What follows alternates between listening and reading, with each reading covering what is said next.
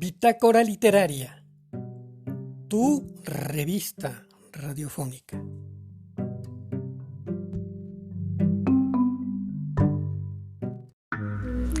Gustavo Adolfo Claudio Domínguez Bastida, mejor conocido como Gustavo Adolfo Bécquer, nació en Sevilla el 17 de febrero de 1836.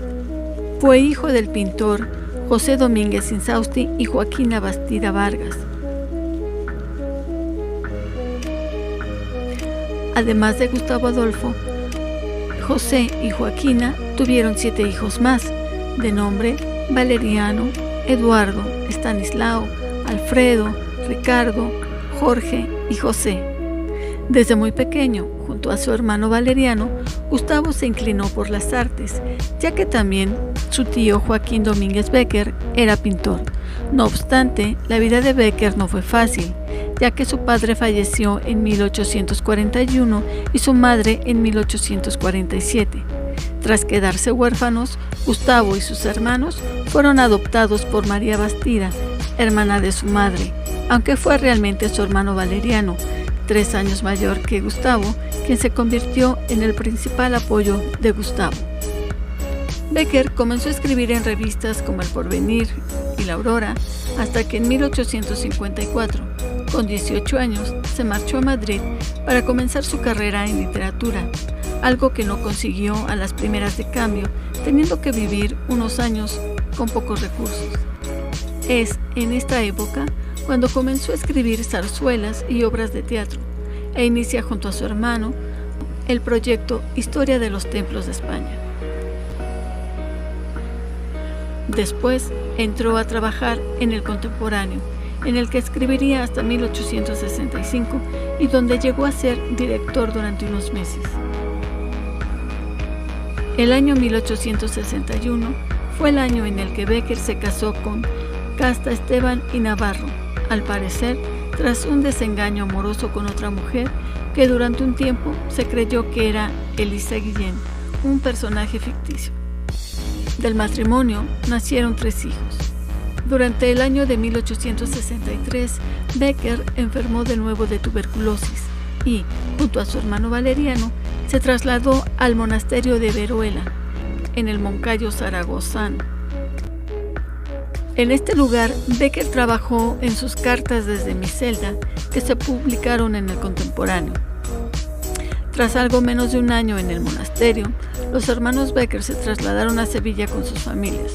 Las diferencias entre su esposa y Valeriano hacían difícil la convivencia, y en 1864 Bécquer aceptó el trabajo de censor de novelas en Madrid y se trasladó a la capital con su familia, tras la desaparición del Contemporáneo en 1865.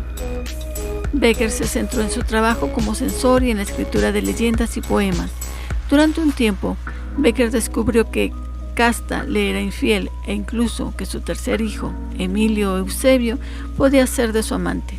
Bécquer y Casta acabaron separándose. La crisis consiguiente provocó que la salud de Bécquer se resintiera e intentó buscar refugio en Toledo, donde residió entre octubre de 1868 hasta diciembre de 1869 junto a su hermano Valeriano. De vuelta a Madrid, Gustavo recibió una oferta de la Ilustración de Madrid, fundada por Eduardo Gasset, para convertirse en su director y contar con la colaboración de Valeriano como dibujante. Sin embargo, el 23 de septiembre de 1870, con apenas un artículo publicado, su hermano Valeriano murió de una infección de hígado, lo que provocó que Bécquer recayera de su enfermedad y abandonara el proyecto de convertirse en el director de la Ilustración de Madrid. Aún así, 2 meses después de la muerte de Valeriano, Bécquer se convirtió en director de la revista El Entreacto. Tan solo un mes después, sin que el poeta hubiera podido publicar nada en esta revista, el 22 de diciembre, gravemente enfermo, falleció en el número 23 de la calle Claudio Coelho.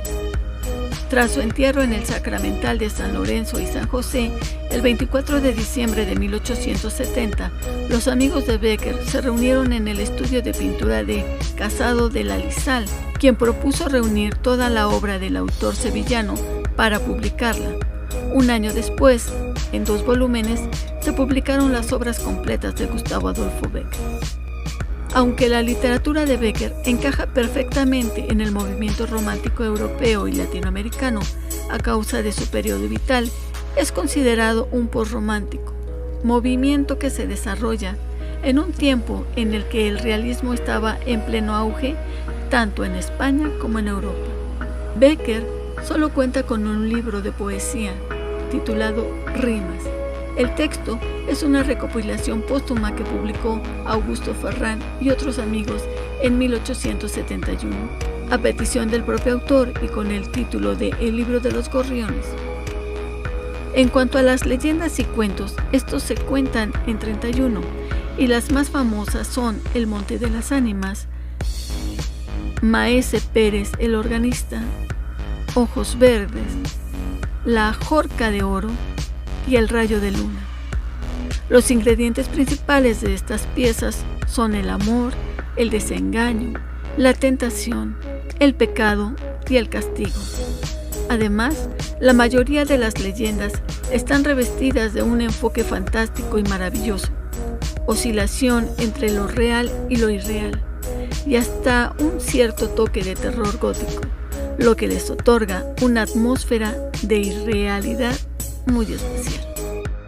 Estos ingredientes se pueden incluir en 5 temas principales que Bécquer utiliza en su prosa: lo exótico y oriental, la muerte y el más allá, la brujería y los encantamientos, la religión y la espiritualidad animista. Además de las leyendas, Bécquer publicó otra serie de escritos en prosa, entre los que destacan Historia de los Templos de España, obra juvenil que escribió junto a su hermano Valeriano y que exaltaba los logros de la cristiandad, mostrando sus templos, cuándo y cómo fueron edificados, la descripción de los mismos y el relato de tradiciones e historias relacionadas con ellos. La otra gran obra en prosa son sus artículos biográficos recogidos en Cartas desde mi celda. Otra pieza del autor son las Cartas literarias a una mujer. 4 textos fueron publicados de forma anónima y donde, a pesar del título, Bécquer trata en forma de diálogo un tema esencial para él, que es la poesía. Te invito a adentrarte en la obra de Bécquer leyendo El Rayo de Luna, obra en la que narra la historia de Manrique, un poeta soñador que busca desesperadamente a la mujer misteriosa que vio a mitad de la noche. Te invito a descubrir si logró encontrarla. Te dejo un fragmento de esta obra. Yo no sé si esto es una historia que parece cuento o un cuento que parece historia. Lo que puedo decir es que en su fondo hay una verdad muy triste. Otro, con esta idea, tal vez hubiera hecho un tratado de filosofía.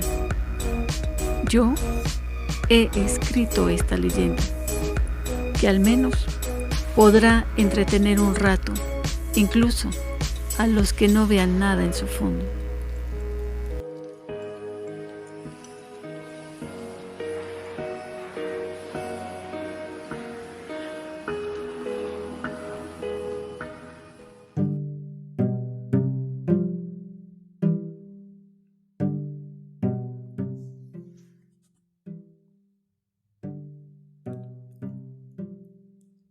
Bitácora Literaria, tu revista radiofónica.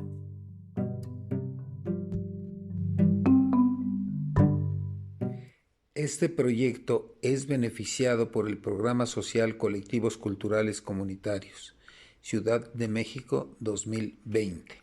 Este programa es de carácter público, no es patrocinado ni promovido por partido político alguno, y sus recursos provienen de los impuestos que pagan todos los contribuyentes.